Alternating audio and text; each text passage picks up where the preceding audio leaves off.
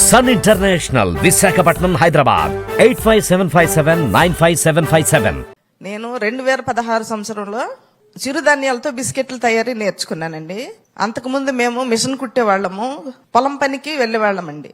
2016 సంవత్సరం ప్రభుత్వ ఆఫీసర్లు వచ్చి మీకు సిరిధాన్యాలతో బిస్కెట్లు తయారు చేయించడానికి నేర్చుకుంటారా అన్నారండి. మేము నేర్చుకున్నామండి. నేర్చుకుని హాస్టల్ పిల్లలకి స్నాక్స్ పెట్టేవాళ్ళమండి. మల్టీగ్రెయిన్ బిస్కెట్లతో స్నాక్స్ పెట్టేవాళ్ళమండి. అయితే గత ప్రభుత్వంలో ఈ హాస్టల్ పిల్లల స్నాక్స్ ఆపేశారండి.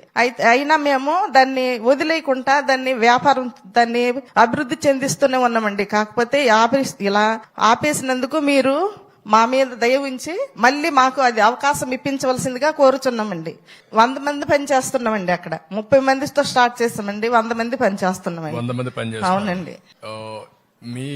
మీరు పండించిన పంటేనా చిరుధాన్యాలు? అవునండి, తీసుకుంటున్నారా? మేము పండించిన పంటేనండి. రైతుల దగ్గర తీసుకుంటామండి, కొంత మేము పండించిన పంట తీసుకుంటామండి. రెండు కలిపి మీరు కుక్కునూరులో కూడా మీకు మేము బిస్కెట్లు ఇచ్చామండి. అరకులో కూడా ఇచ్చామండి బిస్కెట్లు మేము. ఇప్పుడు ప్రాసెస్ ఏమున్నాయి మీ దగ్గర? ఏమున్నాయి? యూనిట్ ఎట్టుంది? ఎట్లా చేస్తున్నారు? మల్టీగ్రెయిన్ బిస్కెట్లు, జొన్న బిస్కెట్లు, రాగి బిస్కెట్లు. దానికి కావాల్సిన మెషినరీ ఎంత ఉందా? మిషనరీ అంతా ప్రభుత్వమే మాకు ఫ్రీగా ఇచ్చిందండి. ఎంత ఖర్చు పెట్టారు అప్పట్లో? అప్పట్లో మేమైతే ₹1 ఖర్చు పెట్టలేదండి. ట్రైనింగ్ ఇచ్చేసారు. ట్రైనింగ్ ఇచ్చిన తర్వాత మిషనరీ మొత్తం ఫ్రీ ఇచ్చేసారండి. ఐటీడీ తరపు నుంచి మాకు 2 యూనిట్లు రన్నింగ్ అవుతున్నాయండి అక్కడ. అయితే దాంట్లో ఒక 30 వేలు మాకు ట్రైనింగ్ సబ్సిడీ కింద ఇచ్చారండి. ఇప్పుడు 100 మంది మీరు చేస్తున్నారు కదమ్మా, వేరే ఇక్కడ అమ్ముతున్నారు కదా? అవునండి, షాపులకు అమ్ముతున్నామండి. ఎంత అమ్మగలుగుతున్నారు?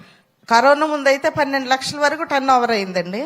కరోనా తర్వాత కొంచెం బ్రేక్ అయిందండి. హాస్టల్ బిస్కెట్లు కూడా స్నాక్స్ ఆపేశారు కదండి, అందుకని కొంచెం కాస్త డల్గా ఉందండి.